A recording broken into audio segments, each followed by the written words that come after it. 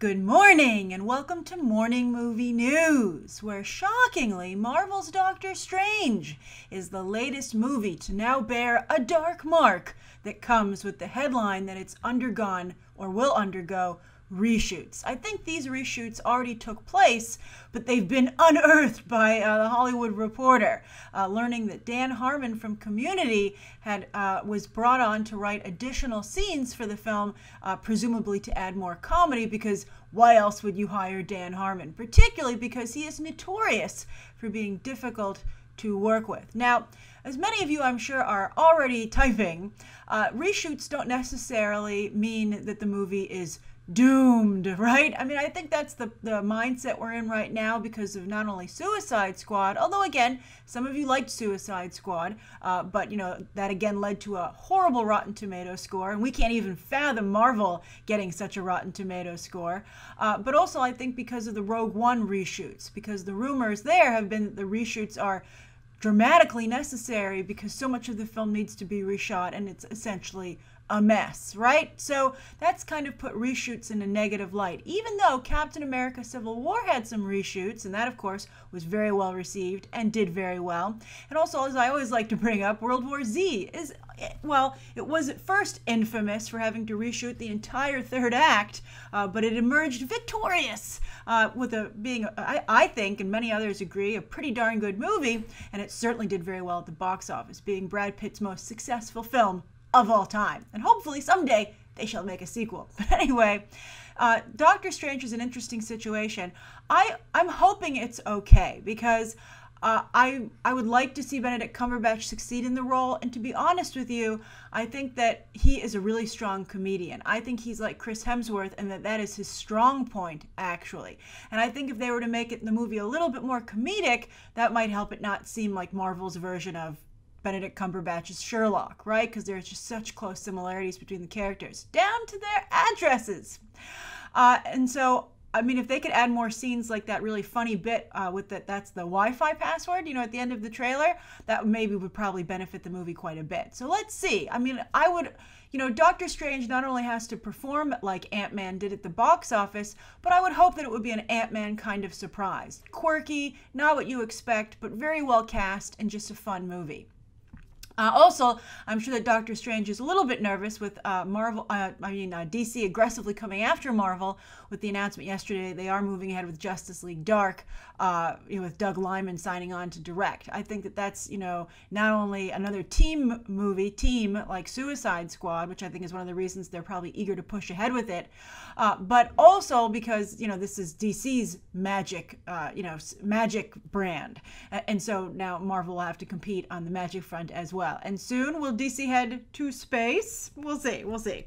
So that's the first story of the day. Now, speaking about controversy, the rest of the episode today is super controversial. We're going to talk about a lot of controversial subjects. And the first is tragically Leslie Jones, who I'm sure you heard because it was trending on Twitter almost all day yesterday. Her website, her personal website that she uses to promote her work, was hacked. And, nobody can 100% vouch for the authenticity of the images that were put up, but some news outlets, were able to check it against some information that's public in terms of her driver's license and her passport that were posted, and it seems at first glance to be genuine. But anyway, those images were posted, as were some nude photos. Again, we don't know if they're doctored or not, but, obviously her personal information was hacked. And then also a video of Harambe, the ape that was recently killed because a child had gone into the ape's enclosure and the zoo worried about the child's safety. And that itself was a big news story because, as you might recall, people felt that Harambe shouldn't have died because of a parent neglecting to keep their child out of the enclosure, but still the idea is that Leslie Jones is Harambe. It's incredibly offensive, and it's spinning out of the situation she had a couple of weeks ago where she was harassed with tweets, and as a result, that Breitbart reporter was banned from Twitter for they felt Milo something was banned for Twitter felt for instigating it and egging on his supporters to harass her. But one of the reasons that the Leslie Jones things, spun out of control is that she fed the trolls, but I mean, perfectly understandable, because it was just probably some of the worst harassment I think that any of us have ever seen online. But then also a number of people created fake tweets saying that Leslie Jones said things that she didn't say, and other people believed those fake tweets, saying that she was saying racist things about white people, and that fanned the flames. So I think there's a bigger thing going on here, and that's something that's the direction the discussion went in yesterday. And I'm curious to see how this thing gets resolved, because I think that, a lot of people said this is racism, this is a hate crime. And I think that's true, and I think it speaks to, the lack of representation for any black talent in any, form of entertainment with dark skin. I think that we talk a lot about them continually casting light-skinned actors and actresses, particularly actresses. And then when you have a dark-skinned comedic talent or just talent come along, this is what she's forced to deal with. But I also think it speaks to, the boxes that women in particular are often put in, you have to be attractive, you have to be trying to be sexual, and I think that those are things that Leslie Jones doesn't traditionally the categories she doesn't traditionally fall into, which is horrible. I mean, she's incredibly talented. I've liked Leslie Jones from the moment I saw her, and I think that she should be allowed to explore what she can do. I mean, I always, can you get an audience or not? And I think the jury's still out on whether or not Leslie Jones can get an audience. But this is completely unfair. But I think because she's untested audience-wise, I think that that's also making, some people have said, well, why aren't the other Ghostbusters cast members coming to her defense? I think they don't want to touch this. They're like, they might come after me. So I think that's one situation. I think they don't want to be associated with what Ghostbusters has effectively become. And then I think, I just think Leslie Jones, I mean, she got the NBC Olympics gig out of this. They flew her down to Rio to help report. But what else is going to happen? I mean, will this effectively hurt her career, this and Ghostbusters combined? Because this level of hate, nobody wants it associated with their project, so I don't know what she's going to get going forward. And again, she's a question mark as it is in terms of eyeballs that she's going to bring in anyway in the first place. It's not like, let's say someone like Kevin Hart was attacked, right? He has a tremendous fan base. Maybe that's also the problem, that, if Taylor Swift or Kim Kardashian gets attacked, they have a huge fan base to back them up, and Beyonce, and to beat that back. But, Leslie Jones is unfortunately not in the same, doesn't have the same benefit of that large fan base. But I think that, what's happening to Leslie Jones is important to everyone, because I think that Leslie Jones is unfortunately in the forefront of trying to break the stereotypes of attractiveness, traditional attractiveness, women, ethnicity, skin color, of what's in the public. And, there are like white male comedians who I think are, comparable to Leslie Jones, who never have to go through this. And it's really, so I think it's racist, I think it's sexist, and I think it's really unfortunate. And a lot of times in videos we'll talk and people will say, well, racism doesn't exist and everybody's a delicate flower that's cherished by all. And it's like, no, it's not. You can see clearly that that's not the situation. So, I think that's I think a really important takeaway from the Leslie Jones situation. I hope she can stay strong. I hope she can rally. And I hope what she needs to do now is to prove that she can bring in an audience, because that, at the end of the day, is the bottom line. All right, so speaking of difficult situations that talent finds themselves in, Nate Parker, he continues to slide down the ladder of likelihood that he's going to forget wins, how about even nominated? A number of, in the last few weeks, a number of voters in the awards, different awards categories have been approached by the press, and many of them have said, I just don't see myself voting for The Birth of a Nation. One of the things that they said was that, and I've seen some of you pointed out, and that his continued association with his college roommate who was found guilty of rape and ended up getting out because this woman didn't want to continue with the court situation because she was being harassed by both of them. His continued association with that gentleman and having him co-write this movie is very damning. Also, the fact that Nate Parker is the writer and producer and director and star makes it very hard for people in the industry to separate the man from the movie, right? Because it's just, in large degree, if it was at first working in his favor, The Birth of a Nation kind of like is Nate Parker. So they're like, I just don't think I can vote for it. And some are saying, I don't think I can watch it. So the follow-up to this, we're going to talk about that actually a little bit as the viewer question, because I want to clarify some stuff that you guys have been saying. But the Academy is still very afraid of having an Oscar so white year 3 situation. So what's going on is that suddenly the opportunity has opened up for some other films this year featuring black talent to fill the void, because The Birth of a Nation was supposed to sweep. It was supposed to be represented in every category. But that doesn't seem to be the case anymore. So now they're looking to see what other films they can nominate or look at actively to avoid an Oscar so white situation. And this is a wonderful boon for these other movies. So the front runners are Jeff Nichols' Loving. The trailer looked very good. Jeff Nichols is a very small filmmaker, so we'll see. But now that film suddenly has a chance.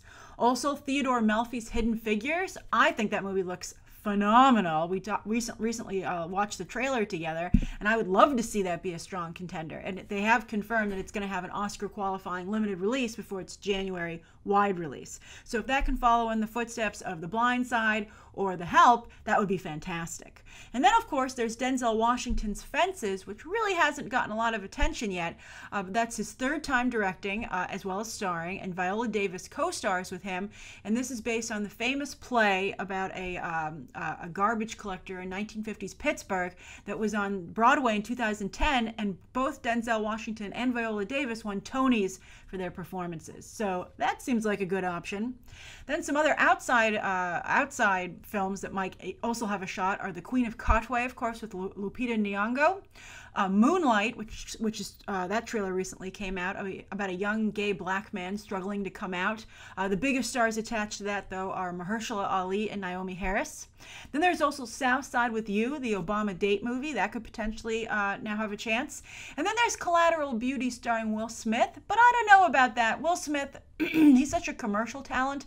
I don't really see him, especially after Concussion didn't really get any traction. And also with these other movies that could be nominated instead. Let's see how Collateral Beauty turns out, but I think those other films are a stronger choice. So as you can see, we have a very good shot of not having another Oscar so white situation, and it's unfortunate what's happened to The Birth of a Nation film, but I think the silver lining is that these other films will get more attention, and also these films are not about slavery, and I think that's something that's been a pet peeve with a lot of you, that's always what films featuring black talent that's award-worthy is about, and that's not the case with any of these movies, so that's excellent. So I'm curious, do any of those sound good to you? Do you think for those of you who are struggling with The Birth of a Nation, you might throw your support behind one of those movies? I'd be curious to hear your thoughts on it. Now, as for the viewer question, this isn't a specific viewer question, but I've seen a number of you say, well, what about Roman Polanski? What about Bryan Singer? What about Woody Allen? Why are these men allowed to continue to work, but Nate Parker is getting, shut out? Well, I want to explain to you the thinking there. Now, with Roman Polanski, and I want to first point out that none of these guys has gotten away scot-free. Okay, Roman Polanski cannot come into the United States because he will be immediately arrested. Okay, so he is basically a fugitive from the United States. So that's one thing that's happened to him. As for Bryan Singer and the allegations against him, both plaintiffs dropped their cases. They said with extreme prejudice. They decided they did not want to pursue them. They wanted all charges dropped against Bryan Singer. However, even with that being the case, you'll notice that Bryan Singer rarely does publicity. He does not participate in junkets for the X-Men movies. He does very few interviews, and he basically has been silenced by Fox. They do not want him openly representing the movies that he makes for them. And I think that's, a very important repercussion. But I want to point out something before we get to Woody Allen about Roman Polanski and Bryan Singer's situation. I think that the reason that those guys aren't particularly held in ill regard because of what they did is because of the culture of getting ahead in Hollywood, right? And I think that both of those situations, while they probably seem to have gone wrong, all the people who were in those situations were trying to get ahead in Hollywood through non-talent means, right? Like through romantic personal relationships. And so, yes, the 13-year-old model hanging out with Roman Polanski shouldn't have been doing that, and he should have known better. But she willingly put herself in that precarious situation because she wanted to get ahead in her career. And as for the young men that Bryan Singer has had a problem with, they were going to these parties that were, kind of orgies. They were like these gay orgy parties that were well known, and they went to them. And now, of course, there's the victimization, and the victim, of course, is not guilty. And people sometimes are made to feel if they don't go to a party or if they don't come to someone's house, they're not going to get ahead. They're going to be blacklisted, and those are all very real problems. Just go ask any of the female anchors at Fox News. But it's a very complicated situation, and I think people are sympathetic to sometimes this also happens because look at the Amber Heard situation. Sometimes someone will go to this party, not get what they want, and then accuse the person of harassment, right? So it's very tricky, and I think it's so murky and so gray instead of black and white that's why people are kind of like, well, you can't come into the U.S. and you can't do publicity, so whatever. And you'll notice that these guys don't work a lot either. Roman Polanski does not work very much. Bryan Singer does not work very much. Now, as for Woody Allen, he is definitely, I think, the most egregious case. And Woody Allen, I think that the reason that he is still allowed to work is because it's his adopted daughter, and she by a lot of accounts really wanted to marry Woody Allen. Now the allegations by his son Roman Farrow about he and his sister being abused are very serious, but as Roman Farrow has often pointed out, nobody will believe them.